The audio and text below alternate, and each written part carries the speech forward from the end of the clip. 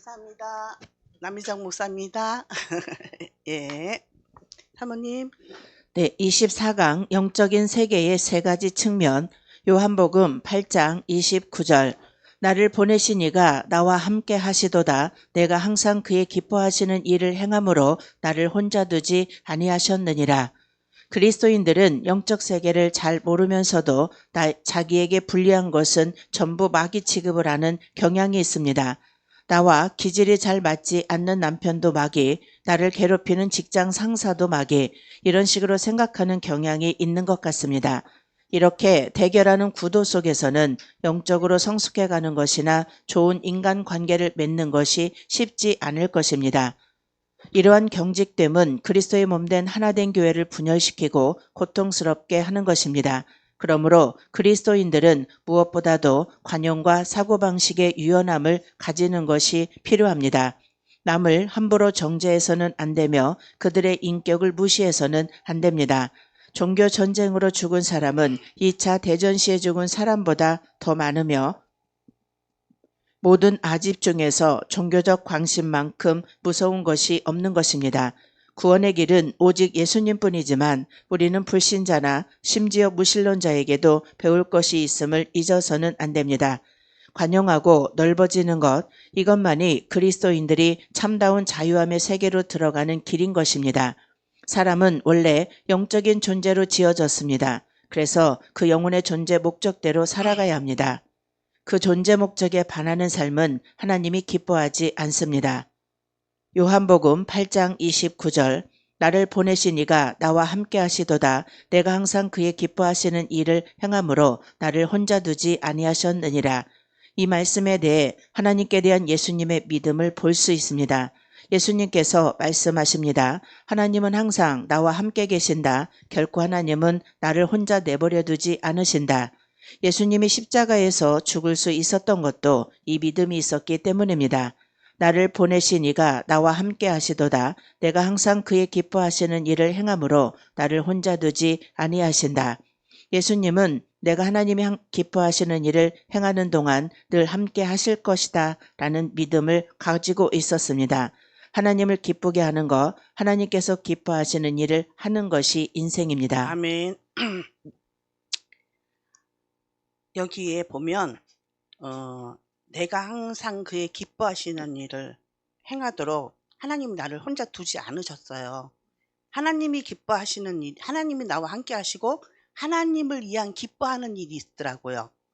그것이 저는 이 사모님의 이런 낭독을 통해서도 이 말씀의 글머리가 딱 인지가 되더라고요. 근데 이 말씀이 인지가 되더라고요.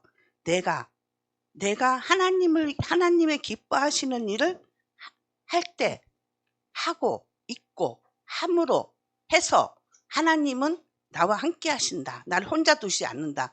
이 말씀이 저한테 너무 뼈저리게 내리쳤어요. 아, 내가 그냥 인생을 그냥 사는 게 아니고 하나님을 기뻐하는 일을 하고 사는 것이 하나님의 일이고 하나님이 기뻐하시는 일이구나. 근데 그게 뭐죠? 24강 안에 지금 24강의 총론이에요. 용서와 사랑이죠. 그럼 이 용서와 사랑이 지금까지 우리가 쭉 24강까지 왔어요. 그럼 24강에서의 하나님의 뜻은 아버지의 전체 합축된 하나님의 한 단어는 용서와 사랑이거든요.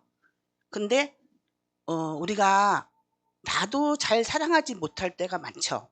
근데 남을 사랑할 수 있다? 예수님을 사랑한다? 하나님을 사랑한다? 이거는 전 인격적으로 하나님에게 입혀져야 돼요.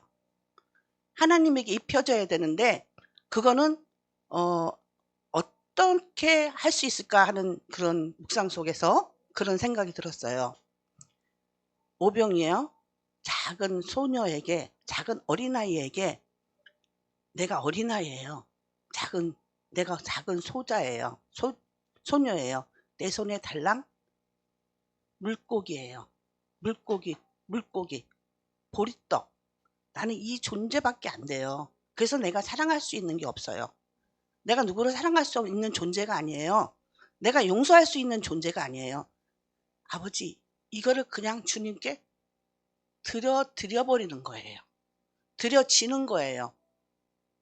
이 감동을 받으면서 제가 잠을 못 잤어요. 나를 들여 올려드리는 거구나.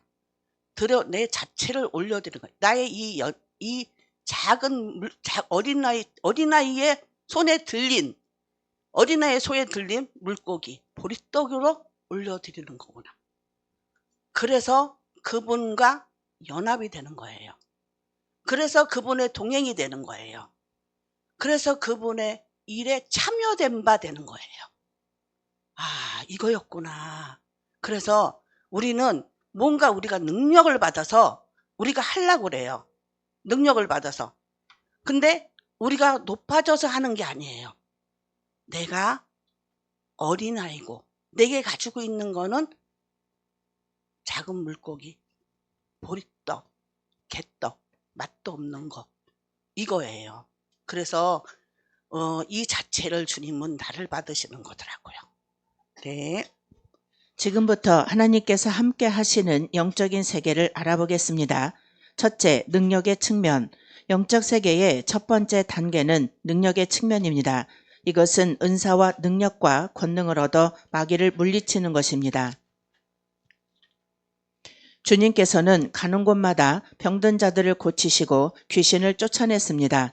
사람들은 이것을 보고 몹시 놀랐으며 제자들은 그들도 주님의 이름으로 귀신을 물리치게 되자 몹시 고무되었습니다. 누가복음 10장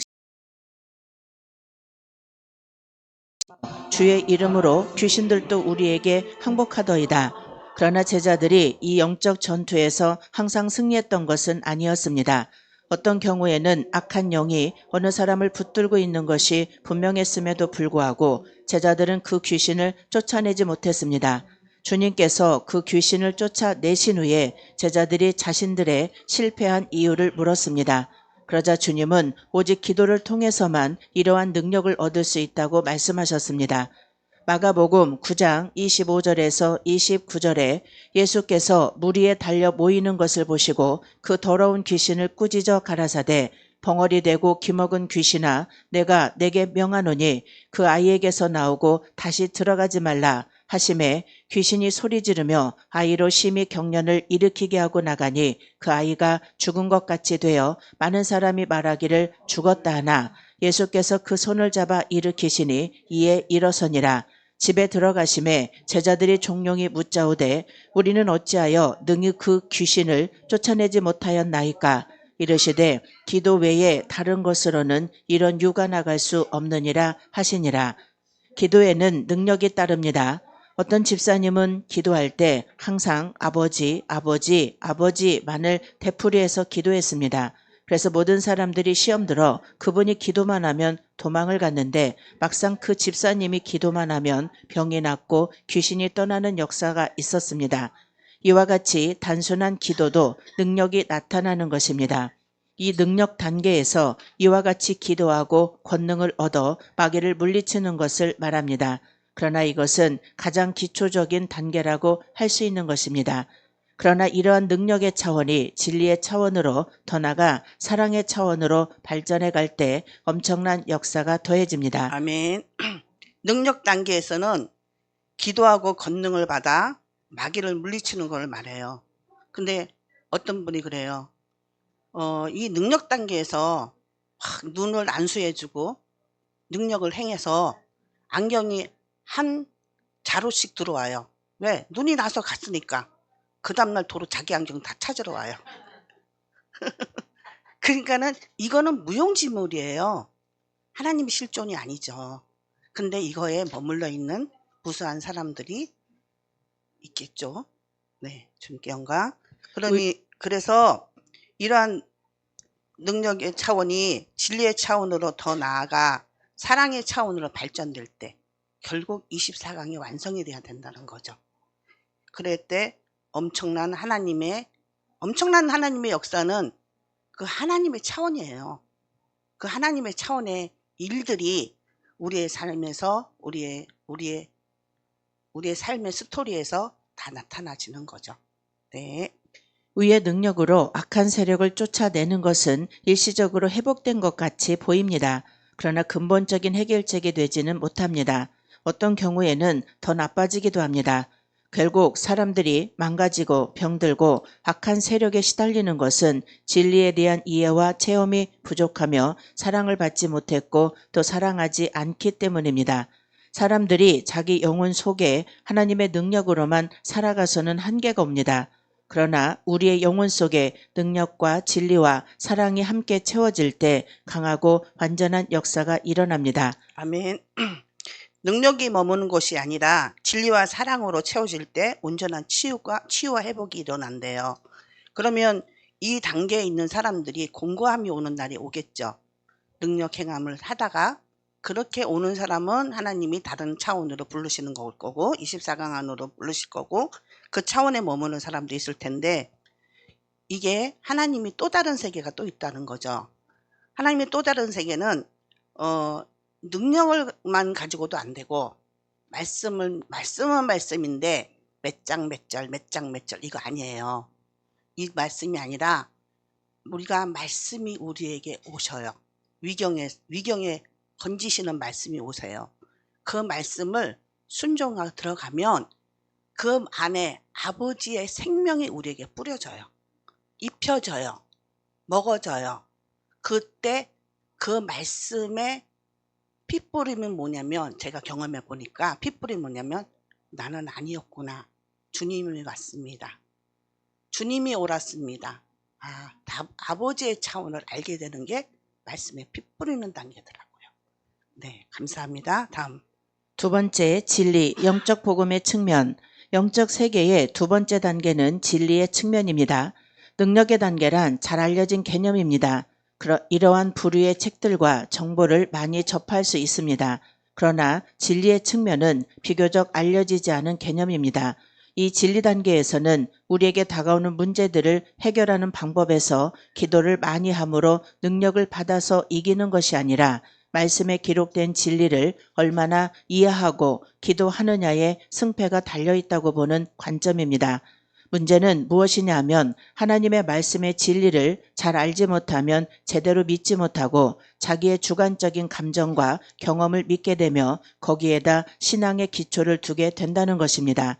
그러므로 일시적으로는 승리를 하는 것 같지만 진리와 지식의 부족으로 인하여 자주 혼돈과 미혹에 빠질 수밖에 없게 되는 것입니다. 네, 진리의 지식이라는 거는 실제 내가 말씀으로 살아내고 사라진 말씀이 진리의 지식에까지 이루어져야 되는 거더라고요. 그때 이게 토대가 되어서 절대 흔들리거나 혼란스럽거나 누구에게 밀리지 않습니다. 네. 첫 번째 단계의 능력과 권능의 신앙은 초보적이고 자연적인 단계입니다. 이때는 아직 사고의 수준이 육에서 벗어나지 못했기 때문에 무조건 외적으로 형통하고 복받고 건강하고 문제가 없으면 좋은 줄 압니다. 이때는 생명의 성장을 위한 고난이 오면 그것이 영원한 보물임에도 불구하고 하나님을 원망하고 시험에 들기도 합니다. 보화를 주면 통곡하고 쓰레기를 주면 기뻐합니다. 그 모든 것들이 아직 영적인 눈이 열리지 않았기 때문입니다. 두 번째 단계의 진리적 신앙은 하나님의 말씀의 중심과 원리를 이해하고 깨닫고 체험하여 자기의 것으로 만드는 단계입니다. 대부분의 성도들은 하나님의 말씀을 하나의 이론으로 알 뿐 실제적으로 경험하는 것은 많지 않습니다. 그들의 지식은 그저 여러 번 듣고 지적으로 이해한 것에 불과합니다. 그러므로 모태신앙이다, 무슨 훈련을 받았다, 무슨 단계를 마쳤다 하는 분들이 극단적인 상황에 가면 하나님이 정말 계시는가 하고 낙심하며 실족하는 경우도 적지 않은 것입니다.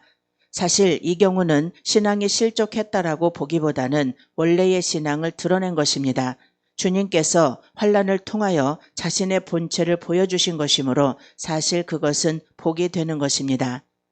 진리의 체험은 이 기초들, 즉 우리가 하나님의 자녀됨의 권세를 가진 것, 용서받은 것, 아버지께서 우리를 받아주신 십자가의 도, 사탄의 패배, 우주와 세상과 하나님의 계획, 이런 것들이 단순한 지식이 아니라 우리의 뼛속까지 스며들어 나의 실체가 되는 것을 말합니다. 이와 같이 주님의 말씀이 실체가 될 때, 즉 그 진리가 우리 안에 실체가 될 때 우리는 마귀를 이기게 되며 자기의 생각과 경험을 믿지 않게 되며 이것이 진리로서 영적 대결에서 승리하는 길인 것입니다. 오늘날 명목상의 그리스도인이면서 실제적인 진리를 경험하지 못하고 있는 분들이 너무나 많습니다. 그들의 생각은 세상으로 가득 채워져 있고 육신의 정욕과 세상 근심으로 가득합니다. 그러므로 그들이 어둠의 왕국 속에서 살며 어둠의 세력들에게 짓밟혀 사는 것이 하나도 이상한 일이 아닌 것입니다. 네. 말씀의 실제가 된 상태에서는 이겨지는 마음이 돼요. 이기는 자가 되는 거죠. 그래서 영적 대결 우리가 누누이 지금 이 공간 안에서도 우리가 영적 대결을 하게 되죠. 그럴 때 우리는 넉넉히 이기는 이 담대함과 실상이 세워져 있어요. 그래서 어떤 문제 앞에 흔들리지 않아요. 흔들리지 않은 단호함이 있어요. 그 단호함이 있으면서 내 안에서 늘 하나님을 향해서 굳건하게 서 있습니다. 네. 진리의 빛이 분명해질수록 우리는 변화됩니다. 그리고 자유롭게 됩니다. 그리고 보게 됩니다. 예전에 보이지 않았던 것들이 보이게 됩니다. 하나님의 계획과 자신의 사명, 가는 길, 의미, 그 모든 것들이 말씀의 빛을 통해서 하나씩 드러나게 됩니다. 우리가 이 땅에서 하나님의 육에 부어주시는 능력으로 승리해야 합니다. 그러나 더 깊은 진리를 깨달아 진리로 자신의 삶을 해석할 때 우리는 좀 더 아름다운 삶을 누릴 수가 있게 되는 것입니다. 아멘. 사랑의 측면이에요. 여기까지는 나를 지킬 수 있는 힘이 있었어요. 사랑의 측면에서는 연합이에요. 연합의 현장이 우리 가나안 24강이죠. 가나안 24강에 연합의 차원으로 들어가야 됩니다. 연합의 차원으로 들어가려면 사랑으로 연합이 돼야 되고 용서로 연합이 돼요. 용서가 사랑을 여는 키예요. 그러면 사랑을 이루기에는 용서가 이루어져야 되는 거죠. 근데 제가 여기 와서 전 1년 안 됐는데 고목사님이 늘 말씀하셨어요. 24강 이대로 해라고. 이대로 하라고. 그럴 때 어느 날 딱 제 마음에 새겨지더라고요. 목사님이 우리는 지금 능력의 차원이 됐든 뭐 어떤 차원이 됐든 인생의 차원에서 왔을 때 우리가 먹었던 양식이 있어요. 우리가 입었던 의복이 있어요. 우리가 생각했던 가치관이 있어요. 우리가 행했던 실행이 있어요. 이거 다 내려놔야 돼요. 다 내려놓는 것이 여기에요. 그래야 사랑을 만질 수 있어요. 사랑을 품을 수 있어요. 근데 우리가 그래도 한때는 똥개나 꼈다고 그러면서 자기 거를 주장하면 여기에 있는 사랑이 없어요. 못 먹어요. 왜? 절대로 혼합될 수가 없어요. 거룩한 거와 그러니까 쉽게 말하면 복과 저주예요. 그냥 고목사님이 말씀하시는 다 내려놔라. 내가 없이 들어와라. 여태 우리가 능력의 차원까지 이성과 이런 차원을 다 건넜을 때 결국은 우리를 없애는 작업이었던 거죠. 그러면 진짜 가난에 들어오면은 순종하면 복을 받고 불순종하면 저주 아래에 들어가는 거예요. 진짜 이 가나안의 전쟁은 이제부터 시작인 거죠. 그 나 안에서의 전쟁이에요. 그러면 훈련 속에서 순종의 말씀, 진리의 지식까지 순종의 훈련이 잘 되어 있는 사람은 이거를 넉넉히 넘어갈 수 있는 유연함과 간용과 자유함이 있겠죠. 그러면은 이 사랑의 차원을 누려지게 되는 거죠. 그러면 진정한 복이 이곳에서 이루어집니다. 아멘. 세 번째, 사랑의 측면. 영적 세계의 세 번째 단계는 사랑의 측면입니다. 영적인 세계에서는 따뜻함과 사랑의 힘이 가장 강력한 무기입니다. 그래서 영적인 세계에서는 이 따뜻함과 사랑의 가장 근원적인 원리라는 사실을 알아야 합니다. 영적 세계의 첫 번째 측면은 능력과 기름 부음을 많이 경험하는 것입니다. 이것은 육체적이고 자연적인 영역의 차원입니다. 이 단계에서는 능력은 받으나 아직 육의 욕망, 정욕, 혈기 등이 처리되지 않아 많은 실수가 있습니다. 그러므로 유명한 사역자, 심지어 기적을 일으키는 사역자들도 쉽게 정욕과 명예욕에 굴복되어 실족하곤 합니다. 이것은 타락이라기보단 본인의 상태가 감추어진 것이 드러난 것뿐입니다. 영적 세계의 두 번째 측면은 느낌과 감각 단계를 넘어선 진리의 빛의 체험입니다. 이 단계에 오면 자기의 생각과 감정을, 경험과 환경을 신뢰하지 않으며 오직 하나님의 말씀이 말하는 것에만 주의를 기울입니다. 여기에 두 번째 그대로 있네요. 그리고 사랑이라는 것은 내 마음이 따뜻해요. 그래서 내 마음이 따뜻해서 그냥 그걸 상대를 그대로 봐줄 수 있는 거더라고요. 그 상대를 봐줄 수 있고 교감할 수 있는 거더라고요. 그러면서 그 왜까 이런 게 일어서지 않는 거예요. 그래서 그 상대를 그대로 봐줄 수 있는 그 마음, 그 넉넉함이 있더라고요. 그게 간용이라고 써 있더라고요. 네. 그래서 영적인 세계의 세 번째 측면은 사랑, 인격의 단계입니다. 이는 신의 성품에 참여하는 것을 말하며 영원히 눈을 뜨고 주님과 연합하며 타고난 자기 사랑이 죽고 그리스도의 생명과 사랑이 자기의 삶 속에 나타나는 것입니다. 주님의 손이 다루심을 경험해 갈수록 그 사람에게선 주님의 따뜻함, 긍휼, 자비가 나타납니다. 이것이 진정 그리스도의 열매이며 생명에 속한 것입니다. 초보자들은 그저 담대하고 강하면서 힘차게 예수의 이름을 외치기만 하면 모든 마귀들이 벌벌 떠는 줄 압니다. 그러나 마귀는 나의 처리되지 않은 성품 속에 있습니다.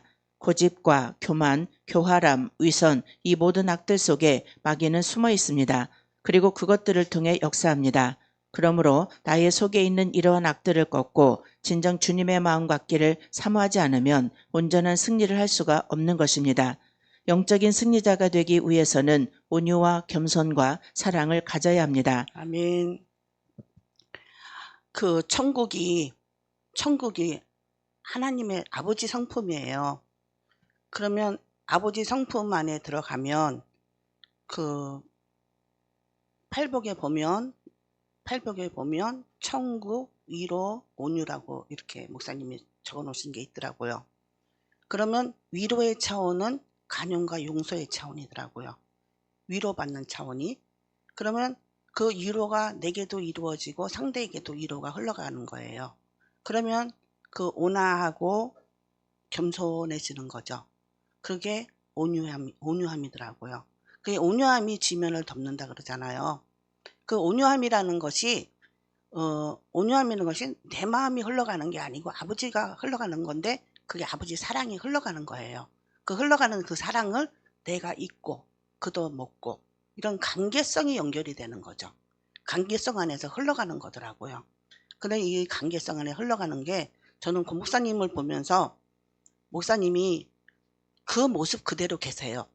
그 모습 그대로 있는데 저게 어떻게 하면 저렇게 되지? 그런 생각을 했어요.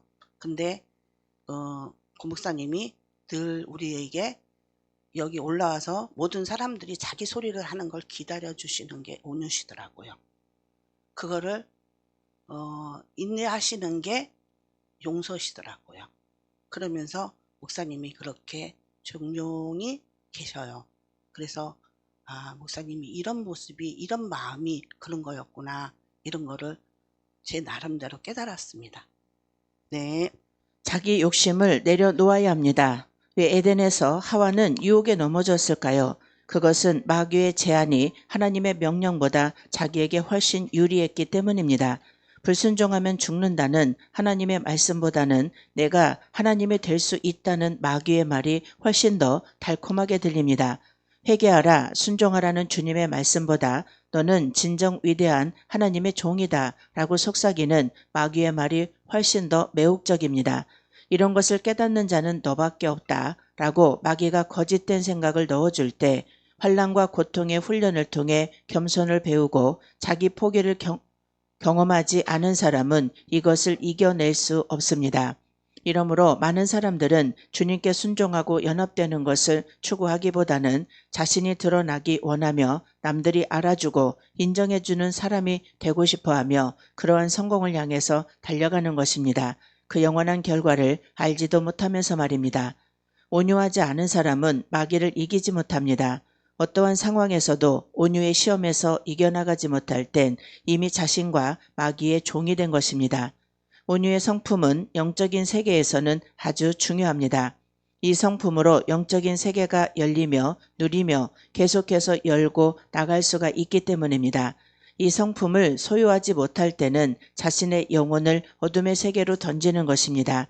이 성품이 깨어나고 성숙하지 못하면 진정 주님께서 가르치시는 말씀과 천국의 기쁨을 우리는 누릴 수가 없습니다. 이 온유의 성품은 하나님의 성품이며 천국의 마음입니다. 이 성품을 가진 자는 천국의 행복을 누리게 됩니다. 주님의 손에 훈련되어질수록 주님의 마음이 임합니다. 그리고 주님의 마음은 사랑이고 긍휼이고 자비입니다. 아멘. 팔복안에 이 온유의 성품은 하나님의 성품이며 천국의 마음이래요. 그리고 이 천국의 행복을 우리는 누리게 되는 거죠. 이 마음 안에 있기 때문에. 이 마음 안에 있기 때문에 우리가 누려지는 거예요. 그리고 주님의 마음은 사랑이고 긍휼이고 자비예요. 이 자비와 긍휼이 상대에게 흘러가시는 거예요. 아버지시기 때문에. 아버지의 마음이시기 때문에. 천국이시기 때문에. 성령이기 때문에. 능력 차원에 있는 사람의 관심은 누가 세고 약한가에 있습니다. 지식 차원에 있는 사람의 관심은 뭐가 옳고 그르냐입니다. 그는 많은 것을 보거나 불합리한 일을 겪으면 견디질 못합니다. 경우 없는 사람을 참아내지 못합니다. 하나님께서 왜 그런 사람을 자신에게 보내는지 아직 눈이 열리지 않아 볼 수 없기 때문입니다. 사랑 차원에 있는 사람은 모든 상황, 모든 사람을 긍휼과 포용의 시선으로 봅니다. 그는 강도를 보아도 불쌍하고 간음자를 보아도 불쌍합니다. 그것은 주님의 마음으로 그들을 보기 때문입니다. 바리새인들은 세리와 창기를 옳으냐 그르냐의 차원에서 보았기 때문에 돌로 치고 싶어 했습니다. 오늘날도 많은 사람들이 자신의 마음속에서 남들을 돌로 칩니다.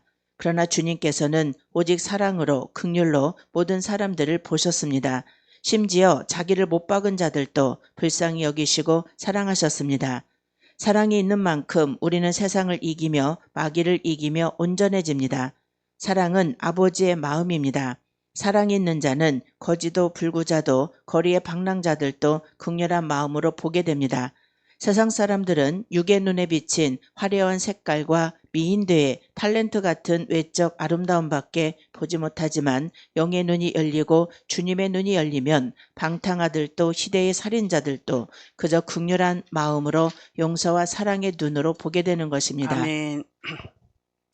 사랑의 차원이 안에 들어가면 모든 사람을 긍휼과 포옹의 그 너그러움, 넉넉함으로 그 간용함으로 바치게 되더라고요. 바치는 거더라고요. 제가 됐다는 거. 그렇게 말하기는 좀 그렇고 그렇게 되더라고요. 그러니까는 사랑이 되어지는 거죠. 사랑이 입어지는 거죠. 그리고 사랑이 있는 만큼 우리는 세상을 이겨요. 마귀를 이겨요. 그래서 온전해집니다. 그래서 사랑은 아버지의 마음이에요. 그래서 우리는 마음으로 사는 거예요. 생각으로 사는 게 아니고 마음으로 사는 게 아버지의 나라의 천국의 모형이에요. 그래서 이 땅에 천국을 누리고 살아야 우리가 죽어서도 천국을 가죠. 네. 마귀는 끊임없이 우리에게 미움과 분노를 줍니다. 교만을 주고 높아지라고 부추깁니다. 강팍함을 주며 지지 말라고 부추깁니다. 그러나 주님은 우리에게 온유와 겸손과 사랑을 주십니다. 우리는 마귀와 세상과 싸웁니다. 어떤 사람이 우리를 미워할 때 우리의 무기는 사랑입니다. 우리의 사랑이 그들의 미움보다 약하면 우리는 지게 되고 서로 미워하게 됩니다. 그러나 우리의 사랑이 그들의 미움보다 강하면 우리는 이기게 되고 그들 속에 있는 미움의 영은 떠나가며 우리는 서로 사랑하게 됩니다. 네. 제가 고목사님 곁에 왔을 때 저는 사모님도 고 목사님 입격하고 같이 존중해 드렸어요. 존중하는 마음이 있었어요. 그랬을 때 저는 사모님과 요새 이렇게 친분을 많이 갖는데, 사모님하고 친분을 많이 가지면 이 천국에 대한 근접성을 많이, 접근성을 많이 좁혀 들어가요. 그래서 사모님한테서 얻어지는 많은 진리의 지혜가 저에게는 많이 덧입혀졌어요. 근데 저는 이렇게 접근해 갈 때 저한테는 어떤 조건이 있었냐면, 내가 사모님한테 어떤 것을 해드려도, 섬겨도, 사모님한테 어떤 모습이 있어도, 사모님이 나한테 어떤 행동을 해도, 쌀쌀맞게 하든지 나를 무시하든지 어떤 행동을 해도 난 거기에 개의치 않을 거야. 나는 사모님을 통해서, 목사님과 사모님을 통해서 하나님의 마음을 받을 거야, 나는. 그래서 그 어떤 대가가, 그런 것이 대가라면 대가를 치르지. 저는 이런 마음을 먹었어요. 근데 목사님이 말씀해 놓으신 용서해 보니까, 용서는 그가 어떤 것을 해도, 무슨 일을 해도 저 사람과 동행한다는 게 용서라더라고요. 그래서 기대하지 않고 그와 동행하겠다는 게 용서라고 그러시더라고요. 그래서 어머, 내 마음과 목사님 말씀해 놓으신 게 맞네. 저는 그 차원으로 주의 종 옆에 있었어요. 그래서 어저께도 제가 송 목사님한테, 사모님한테 가까이 가야 빨라, 제가 이런 얘기를 했거든요. 그래서 우리는 관계가 너무 중요해요. 관계가 중요해서 그 관계 안에 막 사모님한테 가서 누가 어때요, 저때요 이러면 안 돼요. 그거는 인간적인 차원이에요. 그런 거 이르지 말고 그냥 수모를 당해도, 어떠한 것을 누가 나한테 수모를 했다, 어떤 것들을 했다 상관하지 말고 정말 하나님의 지혜의 차원으로 사모하고 듣고 따라가면 돼요. 그러면 목사님과 사모님 안에 계시는 하나님의 마음이, 영이, 사랑이, 용서와 모든 것들이, 기쁨이, 충만이, 누림이 내게 입혀집니다. 네. 기독교는 사랑입니다. 사랑은 따뜻함입니다. 사랑은 아름다움입니다. 가까이 있는 사람들, 진정 우리에게 주님께서 보내신 소중한 사람들, 하나님은 우리에게 먼저 그들을 사랑하는 훈련을 하게 하십니다. 사랑만이 온 세상을, 모든 사람을 치유하며 온전케 할 수 있기 때문입니다. 그러므로 따뜻한 그리스도인들은 진정 주님의 사람이며 주님께서 세상을 아름답게 만드시기 위해 사용하시는 귀중한 도구인 것입니다. 아멘. 따뜻한 그리스도인이 주님께서 세상을 아름답게 만드시기 위한 도구래요. 그래서 이 도구라는 게 하나님이 기뻐하시는 뜻을 이루는, 저희 모든 목사님들과 24강 안에 있는 모든 분들에게 이 도구로서 각자에게 쓰임 받으면 하나님의 나라가 너무도 아름답게 열어져 갈 거를 저는 믿어요. 그리고 늘 이 사랑과 용서의 차원이, 우리는 사랑과 용서의 차원을 이 윤리적으로, 율법적으로 알았던 모든 것을 깨고 그 너머에 계시는 아버지의 마음 안에서 흘러나오는 하나님의 동행과 연합과 동행이 굉장히 중요한 것 같아요. 연합과 동행이 이루어지면 사랑은 흘러오게 돼 있어요. 그래서 이 모든 것들이 주님이 하신 일이시고, 이곳에 있게 하신 하나님께 감사와 영광을 돌리며, 주님께 영광 감사합니다. 목사님 사랑합니다. 네, 감사합니다.